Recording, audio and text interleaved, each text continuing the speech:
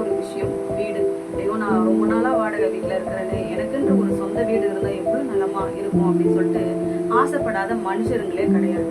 ஆனா வீடு நம்ம கிறிஸ்தவர்களாகிய நாம எங்க கட்டணும்? இந்த பூலோகத்துல நம்ம அஸ்திவாரம் போட்டு அதுக்கு மேல நம்ம விருப்பப்பட்ட வீடு, இத்தனை பெட்ரூம் இத்தனை ஹாலுன்னு சொல்லி நம்ம கட்டுறது வீடா? இல்லைங்க. பரலோகத்துல கர்த்தர் நமக்காக ஒரு வீட்டை கட்டி கொண்டு இருக்கிறார். யார் யாருக்கெல்லாம் அந்த வீடு கட்டப்படுகிறது, யாரெல்லாம் அந்த வீட்டை சுதந்திரிக்க முடியும் என்று வேதந்த பிரகாரமாக நம்ம பார்க்கலாம்.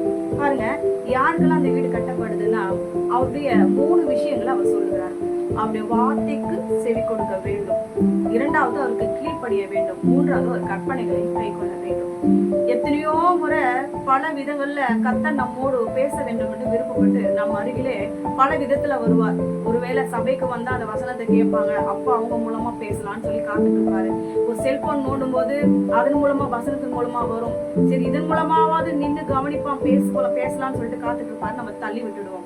ஒரு வேதத்தை எடுத்து வாசிக்கும் போது நின்று நிதானமா வாசிப்பான், நம்ம அவனோட பேசலாம்னு சொல்லி காத்துட்டு இருப்பாரு. கட கட கட கடன்னு புரிஞ்சுதோ புரியலையோ கடமைக்காக படிச்சுட்டு ஓடுகிறவர்களை காணப்படும். அப்போ கர்த்தர் பேசுறதை எப்படி நம்மளால கேட்க முடியும்? கேட்டாதானே கை கொள்ள முடியும், கேட்டாதானே கீழ்ப்படைய முடியும். ஆகினால இங்க வசனம் சொல்லுகிறது பாருங்க, லூக்கா 6ஆம் அதிகாரம் 47வது வசனம் உங்களுக்காக நான் வாசிக்கிறேன். என்னிடத்தில் வந்து என் வார்த்தைகளை கேட்டு அவைகளின்படி செய்கிறவன் யாருக்கு ஒப்பா இருக்கிறான் என்று உங்களுக்கு காண்பிப்பேன்.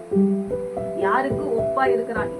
யாருக்கு ஒப்பா இருப்பானா? அவருடைய வசனத்தின்படி கேட்டு செய்கிறவன். சரி, நம்ம பார்க்கலாம். அடுத்த வசனம் 48. ஆழமாய் தோண்டி கற்பாறையின் மேல் அஸ்திபாரம் போட்டு வீடு கட்டுகிற மனுஷனுக்கு ஒப்பா இருக்கிறான். பெருவெள்ளம் வந்து நீரோட்டம் அந்த வீட்டின் மேல் மோதியும் அதை அசைக்க கூடாமல் போயிற்று. ஏனென்றால் அது அந்த கண்மலையின் மேல் அஸ்திபாரம் போடப்பட்டிருந்தது. அது கண்மலையின் மேல் அஸ்திபாரம் போடப்பட்டிருந்தது. நம்ம கட்டுகிற வீடு எவ்வளவு ஆழமா தோண்டி எவ்வளவு இதுவா நம்ம வந்து பார்த்து டெக்னாலஜியை வச்சு வீடு கட்டினாலும் ஒரு பெரிய பூகம்பம் வந்தா இப்போ சொல்றாங்களே நியூஸ்ல சீட்டு கட்டு போல சரிஞ்சிருச்சு சொல்லிட்டு, அது போலதாங்க உள்ளுக்குள்ள அப்படியே சரிஞ்சு போயிடும். ஏன்னா இதெல்லாம் நிலையில்லாத வீடு. நமக்கு ஒண்ணு இந்த இடத்துல இந்த பூலோகத்துல வீடு கிடையாது. நம்மளுடைய எல்லாருடைய வீடும் நித்திய வீடு பரலோகத்துல இருக்கிறது. நித்திய ஜீவனுக்கு போகிற வழி அங்கதான் நமக்கு இருக்கிறது, அங்கதான் நித்திய வீடு இருக்கிறது. நம்ம என்ன நினைச்சிட்டு இருக்கிறோம், இது நமக்கு வாடகை வீடு என்று வேதத்துல நம்ம பார்க்கிறோம். இங்க வந்துதான் சொத்துக்களை சம்பாதிக்கிறோம், நகைகளை சம்பாதிக்கிறோம், ஏதோ இதுதான் நிரந்தரம், இங்கதான் பரலோகம் இருக்கிற மாதிரி, இங்கதான் ஆண்டவர் வந்து நம்மளை வசிக்க வைக்கிற மாதிரி. இந்த பூலோகம் பிசாசுக்கு சொந்தமானது. அவனுக்கு இஷ்டமானவங்களுக்கு அவனுக்கு யார் கீழ்படுகிறாங்களோ, அவனுடைய சொற்படி யார் கேட்கிறாங்களோ அவனுக்கு தான் தருவான்.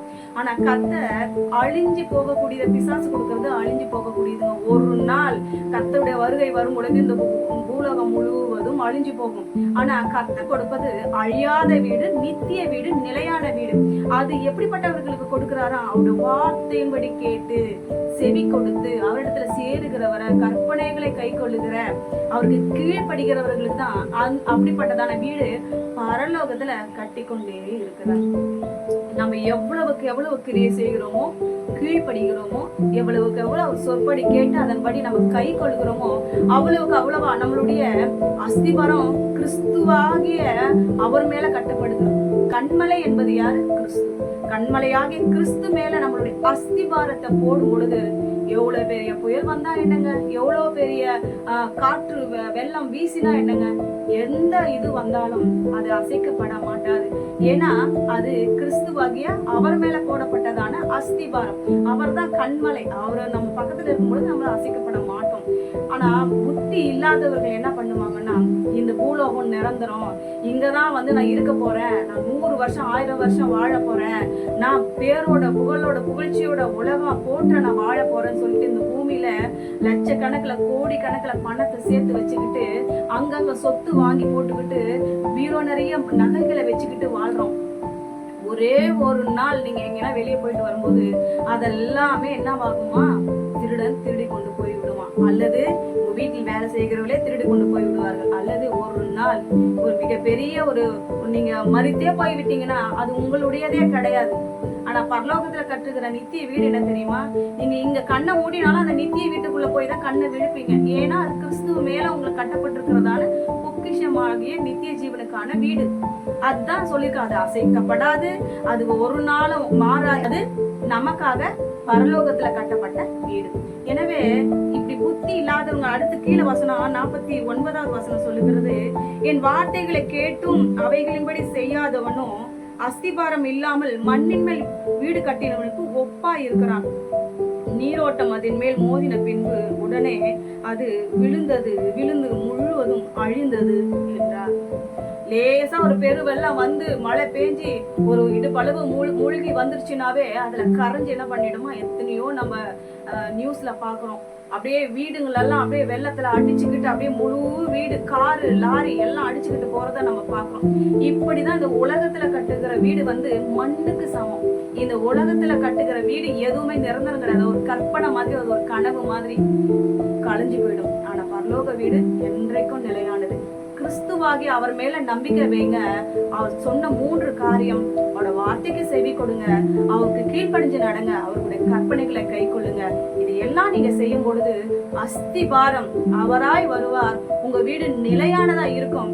எப்படிப்பட்ட சூழ்நிலைகள் வந்தாலும் அது அசைக்கப்படாததா இருக்கும். தேவ பிள்ளைகளே, உங்களுடைய வீடு எதன் மேல கட்டப்படுகிறது?